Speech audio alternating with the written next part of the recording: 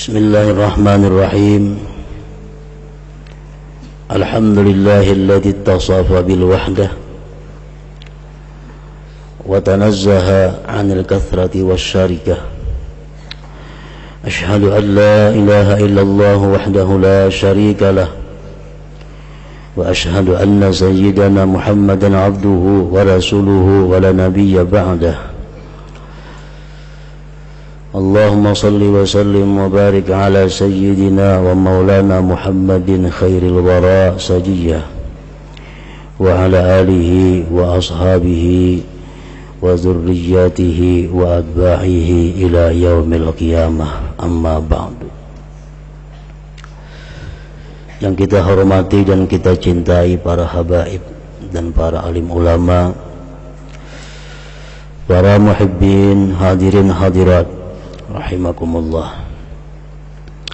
Puji syukur senantiasa kita haturkan kehadirat Allah Subhanahu wa ta'ala yang selalu melimpahkan taufik dan hidayah, inayah kepada kita semua. Dan juga salawat dan salam kita haturkan kepada junjungan kita Nabi besar Muhammad sallallahu alaihi wasallam dan kepada seluruh keluarga, para sahabat, zuriat dan pengikut beliau ila yaumil qiyamah. Para muhibbin rahimakumullah, yang ke-112 daripada surah-surah Al-Quran, suratul Ikhlas, makiyatun wa ayatuha arba'un. Surat Al-Ikhlas diturunkan di Mekah dan ayat-ayat surah ini berjumlah 4 ayat.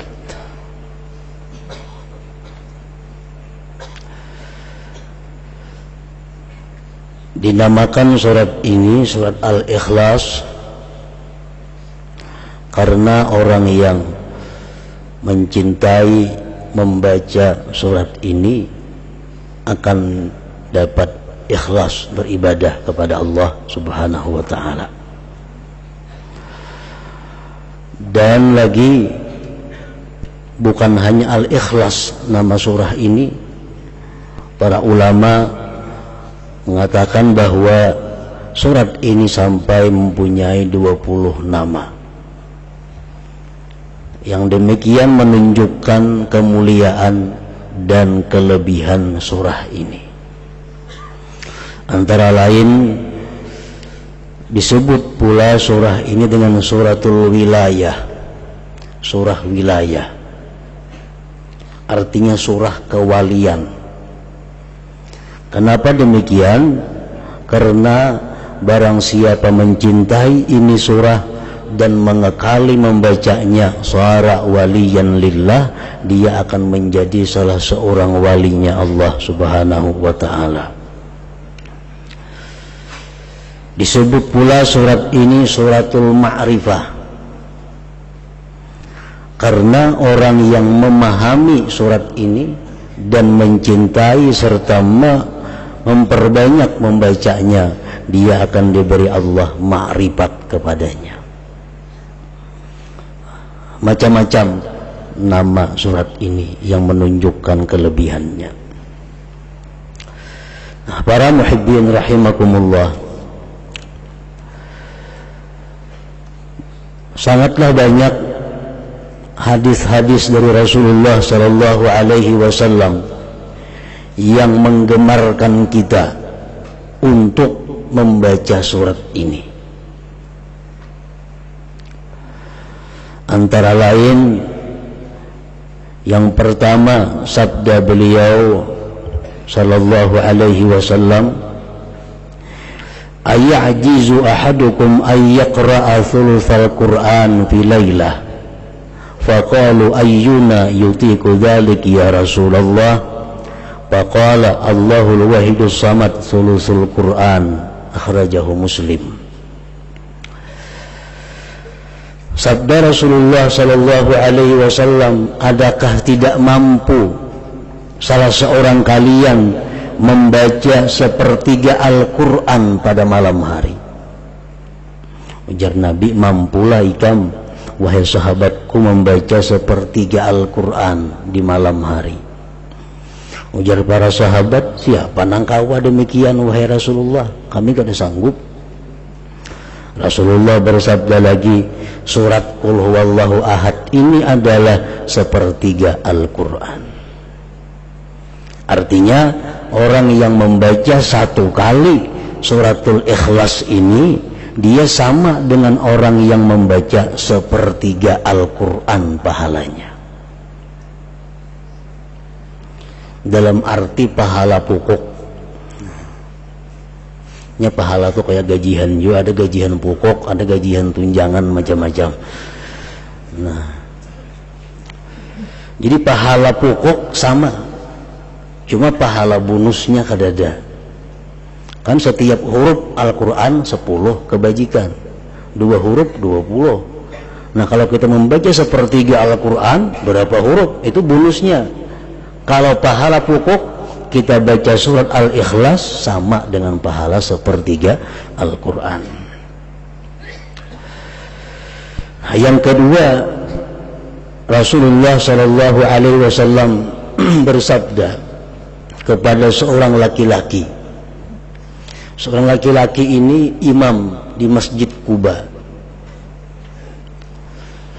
Nah, laki-laki ini jadi imam membaca surah hingga Qul Huwallahu Ahad. Sembahyang maghribnya, isanya, subuhnya, zuhurnya, asar, bila jadi imam habis Fatihah Qul Huwallahu Ahad tuh. Rakaat pertama, rakaat kedua. Andai kata dia ingin surat yang lain, tetap ada Qul Huwallahu Ahad itu. Habis itu kita sambung surat yang lain. Pokoknya setiap kali inya sembahyang mesti dibacanya suratul Ikhlas ini. Dilaporkan orang kepada Rasulullah Sallallahu Alaihi Wasallam, dipanggil oleh Nabi. Ujar Nabi, wa ma yahmiluka an taqra'a hadhihi surah fi kulli rak'ah. Apa yang mendorong engkau? Apa yang mendorong engkau membaca surat ini tiap-tiap rakaat? Faqala ya Rasulullah inni uhibbuha. Wahai Rasul, ulun katuju lawan itu surah. Ulun suka. Faqala Rasulullah sallallahu alaihi wasallam, inna hubbaha adkhalakal jannah. Bahwa kecintaan engkau kepada surah Qul Huwallahu Ahad itu memasukkan engkau ke dalam surga. Rawahu Tirmidzi.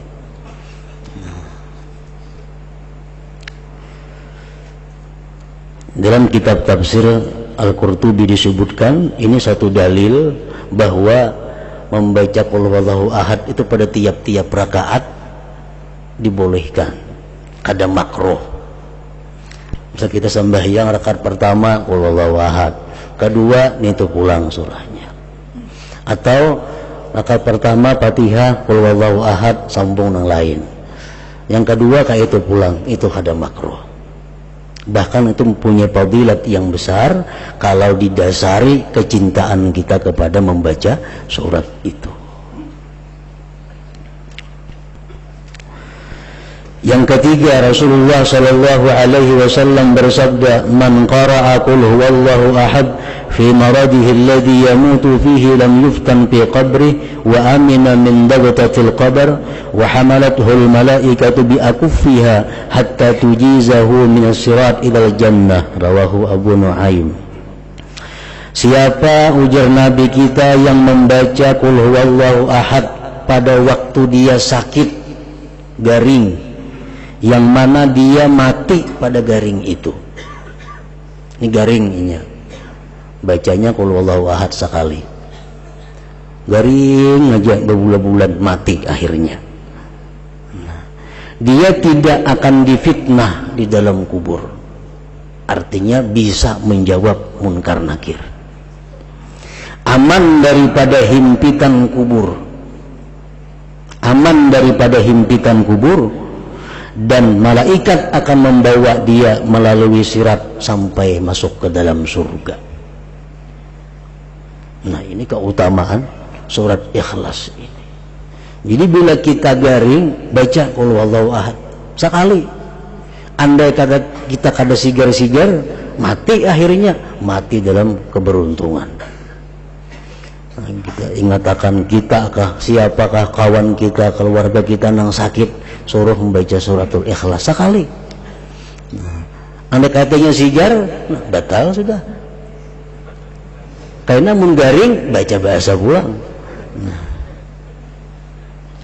garing nang inya mati pada garing itu. Bimaradihil ladzi yamut.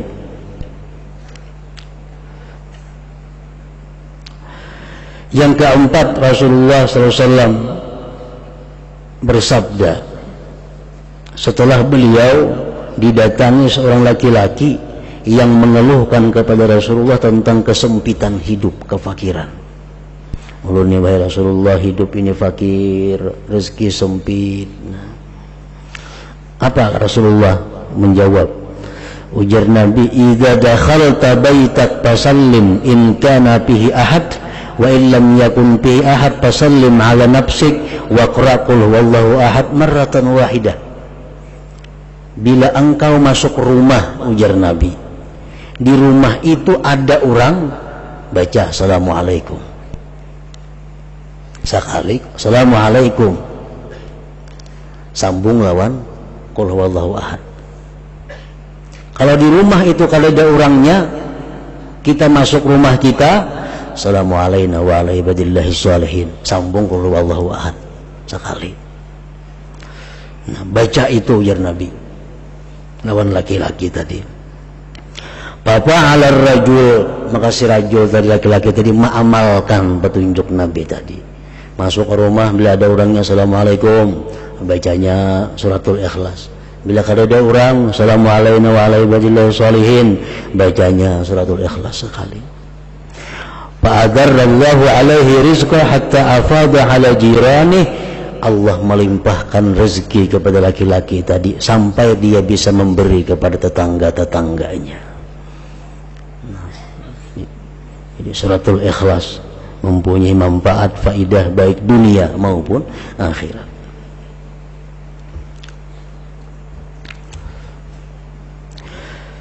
Yang kelima, disebutkan lagi tentang faidah fadilat surah Qul Huwallahu Ahad ini. Annahu kana Jibril alaihi salam ma'ar Rasul alaihi salatu wassalam id aqbala Abu Dzar al-Ghifari faqala Jibril hadza Abu Dzar qad aqbal. Sewaktu Nabi kita berjalan bersama Jibril alaihi salam, tiba-tiba datang sahabat Nabi yang bernama Abu Dzar al-Ghifari. Ujar Jibril, nah Abu Dzar datang wahai Rasulullah. Ujar Nabi, awa ta'rifuna, ikam kenal kalawan Abu Dzar itu? Kan Jibril biasa kalau datang ke itu cuma Nabi urusannya. Setelah ketemu Nabi sampaikan wahyu boleh. Ini kada tuh, ujar Jibril, Abu Dzarin datang. Ujar Nabi, cuma tahu kawan Abu Dzar itu wahai Jibril.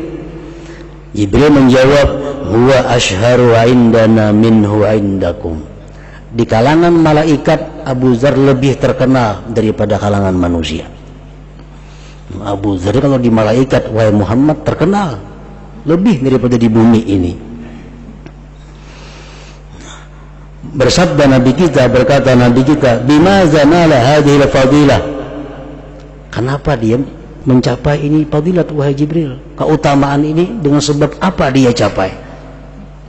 Jibril menjawab, likasrati qiraatihi qul huwallahu ahad, karena Abu Dzar ini banyak membaca qul huwallahu ahad.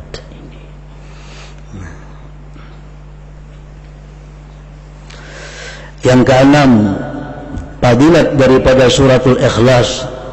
Anas bin Malik meriwayatkan, kunna fi Tabuk, kami berada di Tabuk. Tabuk itu perjalanan 12 hari dari Madinah. Dihitung kilometer itu kurang lebih 560 kilometer dari Madinah. Nah, Rasulullah dan sahabat berperang di sana, perang Tabuk. Fatala'ati syamsu ma laha syu'a' wa diya wa ma ra'aynaha ala tilkal halah qattu qabla dhalik fa'ajiba kulluna. Suatu hari matahari terbit tidak ada cahaya. Matahari itu terbit cuma kalas. Nah, kada kayak biasanya, kada pernah macam itu terbitnya matahari. Kami pun aneh, kenapa matahari jadi demikian? Fanazala Jibril wa qala inna Allah amara an yunazzala minal malaikat sab'una alfa malak fayusallu ala Muawiyah bin Muawiyah al-Laythi.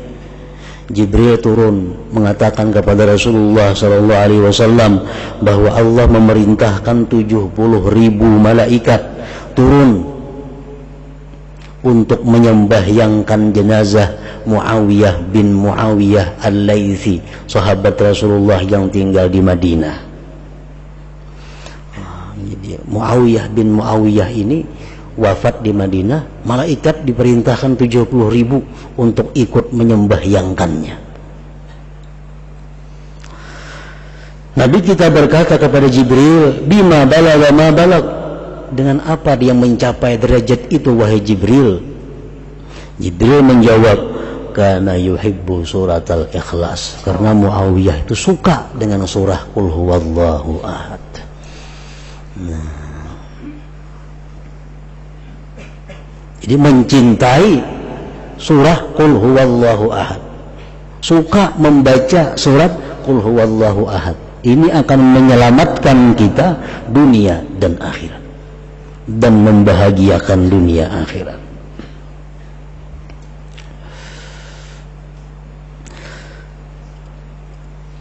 Masih banyak lagi hadis-hadis Rasulullah sallallahu alaihi wasallam yang menerangkan tentang keutamaan surat Al-Ikhlas ini.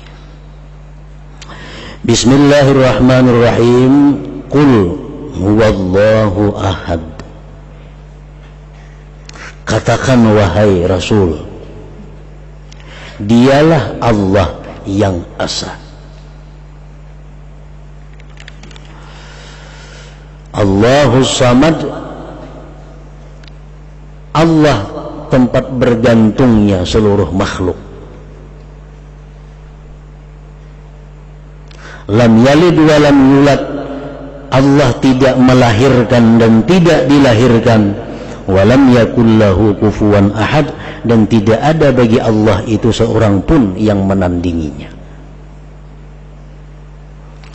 Nah, ayat ini atau surah ini turun di Mekah. Sebagian ahli tafsir menerangkan bahwa sebab turun ayat atau surat ini adalah pertanyaan orang musyrikin. Orang-orang musyrik di Mekah menyuruh Amir bin Tufail menghadap Rasulullah sallallahu alaihi wasallam. Amir bin Tufail datang kepada Rasulullah. Ujar Amir, ya Muhammad, sababta alihatana, ikam ni wahai Muhammad sudah mencaci maki Tuhan kami, berhala-berhala. Wa khalaqta dina abaik, dan engkau wahai Muhammad sudah menyalahi agama nenek moyang engkau.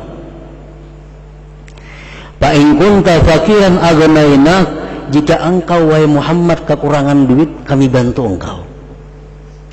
Mun ikam ni fakir, kalau ikam macam ini, kami kayakan engkau. Wa in kunta majnunan dawainak, jika engkau gila hai Muhammad, kami obati engkau. Wa in hawaita mar'atan zawwajnakaha, jika engkau mengingini perempuan, kami kawinkan dia kepada engkau. Faqala alaihi salatu wassalam, ujar Nabi kita, lastu bi fakir wala majnun wala hawaitu mar'ah. Aku kada fakir, ajar Nabi. Aku kada gila dan aku kada menghendaki seorang perempuan.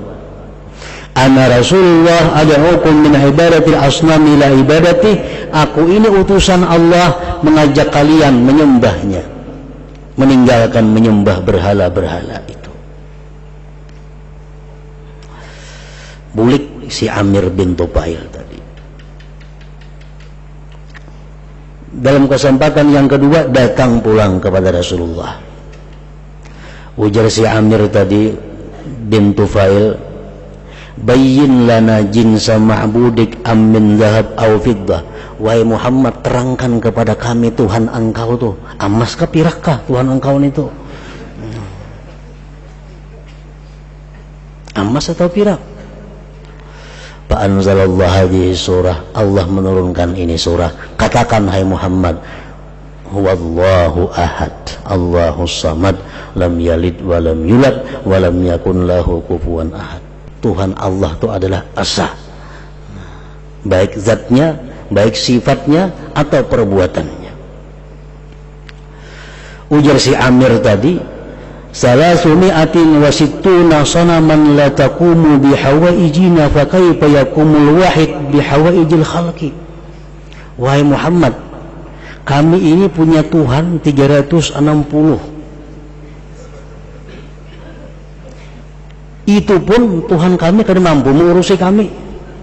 Ada nang kelaparan, ada nang pakir, ada nang sugih, macam-macam. Apalagi Tuhan saya kong, majidnya kada mampu mengurus makhluk ini.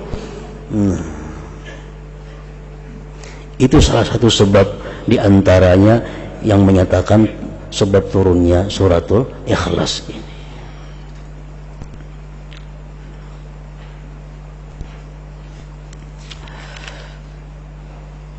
Qul, katakan wahai Rasul, huwallahu ahad, Allah itu adalah esa, baik zatnya, sifatnya. Tidak ada seorang pun yang bersifat seperti sifat Allah. Baik perbuatannya, tidak ada perbuatan selain daripada perbuatan Allah subhanahu wa ta'ala. Allah itu esa, Allah itu satu, zatnya satu, sifatnya satu, dan perbuatannya satu. Arti sifatnya satu apa? Kadada orang bersifat macam sifat Allah, kadada perbuatan selain perbuatan Allah subhanahu wa ta'ala. Qul huwallahu ahad, Allahus samad, Allah itu as-samad. Arti as-samad apa? Tempat diarahkan segala permintaan. Kita minta apapun, minta kepada Allah subhanahu wa ta'ala. Idza sa'alta fas'alillah. Ujar Nabi kita, bila engkau minta, mintalah kepada Allah, karena Allah itu as-samad, tempat ditujukan segala permintaan-permintaan. Lam yalid wa lam yulad, Allah tidak melahirkan dan tidak dilahirkan. Ini menolak perkataan-perkataan orang yang ingkar kepada Allah. Orang musyrik mengatakan al-malaikat banatullah, malaikat itu merupakan putri-putri Allah. Orang Yahudi mengatakan Uzair itu anak Allah. Orang Nasrani mengatakan bahwa Isa itu adalah ibnullah, anak Allah. Ditolak dengan perkataan, dengan firman lam yalid, Allah itu tidak melahirkan, walam yulad, dan tidak dilahirkan. Walam yakun lahu kufuwan ahad, dan tidak ada bagi Allah itu yang menandingi seorang jua pun. Nah, jadi seluruh ayat-ayat yang 4 dalam surat ini intinya adalah mengesahkan Allah subhanahu wa ta'ala. Siapa-siapa yang mencintai ini surah, berarti dia mencintai Allah subhanahu wa ta'ala. Makanya mempunyai fadilat dan faidah yang sangat besar kepada orang yang mencintainya. Tulis qul huwallahu ahad baik-baik, karena cinta dengan qul huwallahu ahad itu akan mendatangkan pahala yang besar. Tikap ditawing kaligrafi qul huwallahu ahad, karena kecintaan kita kepada surah ini itu pun mendatangkan faidah yang besar. Nah, jadi berapa kali kita membaca sehari sebaiknya suratul Ikhlas ini tergantung kecintaan kita kepadanya. Rasulullah SAW menyatakan dalam sebuah hadis, man qara'a kulla yaumi mi'atai marrah qul huwallahu ahad muhiya anhu dhunubu 50 sana illa ayyakuna alai daun illa ayyakuna alai dainun, rawahu Tirmidzi. Ujar Nabi kita, siapa yang membaca tiap-tiap hari 200 kali qul huwallahu ahad, dihapus daripadanya dosa 50 tahun.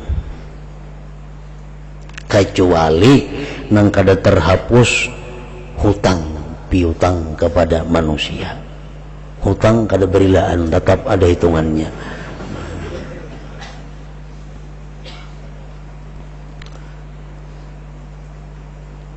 Jadi kalau 200 saja sehari membaca qul huwallahu ahad, mati membawa hutang, kada mampu menutupi. Hutang tetap ada. Kalau lebih pada 200 itu bisa kada, bisa iya. Misalnya 1000 sehari membaca qul huwallahu ahad, nah itu kemungkinan bisa menghapus hutang, bisa juga kada menghapus. Nah, pengertian hutang di sini adalah sesuatu yang didapat dengan jalan ridha. Kan kita berhutang ridha. Berhutanglah, nggih, berhutang. Lalu kada kalau membayari. Nah, kada terbayar sampai mati. Nah, ini hutang diperhitungkan di akhirat. Nah, hutang sesuatu yang didapat dengan jalan riba ini kada bisa dibayar dengan qul huwallahu ahad ini, apalagi sesuatu harta orang yang didapat dengan jalan yang tidak diridai. Menipu majinnya lagi. Menipu orang, membunguli orang, mengambil ampun orang, mencuntan ampun orang, itu berapa ya kalau Allah kada kau menutupi itu.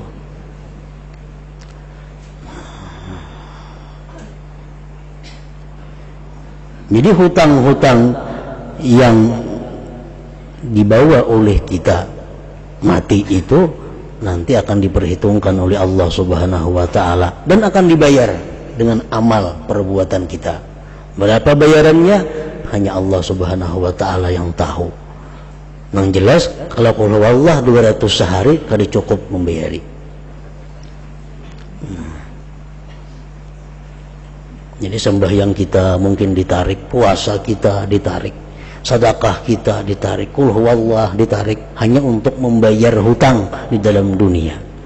Apalagi nang menipu orang. Apalagi orang-orang yang mengkorupsi uang rakyat, bagiannya lagi kada mampu membayarin itu. Orangnya banyak ampunnya, jutaan manusia ampunnya yang diambil. Kemana membayari itu? Kada ada jalan lain selain daripada menanggung dosa-dosa mereka di akhirat dan pasti masuk ke dalam neraka. Jadi kada usah kita berpikir seapa-apa ibadatnya orang. Dalam sebuah hadis disebutkan bahwa orang yang hidup bersama Rasulullah, yang berperang bersama Rasulullah, mati, Nabi masuk neraka matinya. Kenapa? Karena hanya mengambil harta negara sebuting selimut kada bepada, yang namanya adalah kir-kirah. Ini orang bersama Rasulullah hidupnya, pembantu Rasulullah, mati dibunuh fisabilillah lagi. Masing-masing orang mengucapkan untung dia mati fisabilillah, Nabi tidak, dia masuk neraka. Kenapa? Diteliti, sekalinya dalam awaknya, dalam pakaiannya ada menyimpan sebuting selimut yang diambilnya daripada harta pampasan perang. Pampasan perang adalah harta rakyat, harta negara yang mestinya dibagi. Sebuting selimut berapa ada harganya? Nah, nama ambilnya pulang orang yang berjuang lawan Rasulullah, ya tuh mati ke neraka. Apalagi yang diambil 1 juta, hidup jauh lawan Rasulullah, sembahyang barang kambingan sudah maginnya lagi.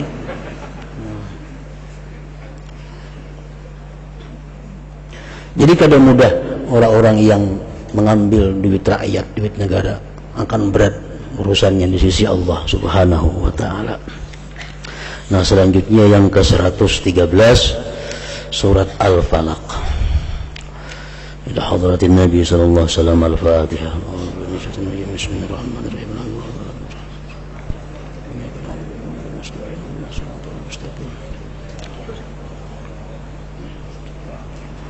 أشهد أن لا إله إلا الله وحده لا شريك له أشهد أن سيدنا محمدا عبده ورسوله لا إله إلا الله نستغفر الله لا إله إلا الله نستغفر الله لا إله إلا الله نستغفر الله لا إله إلا الله ونتوب إلى الله لا إله إلا الله محمد رسول الله صلى الله عليه وسلم فيا أيها الرجل منه شفاعة صلوا عليه سلموا تسليما اللهم صل وسلم وبارك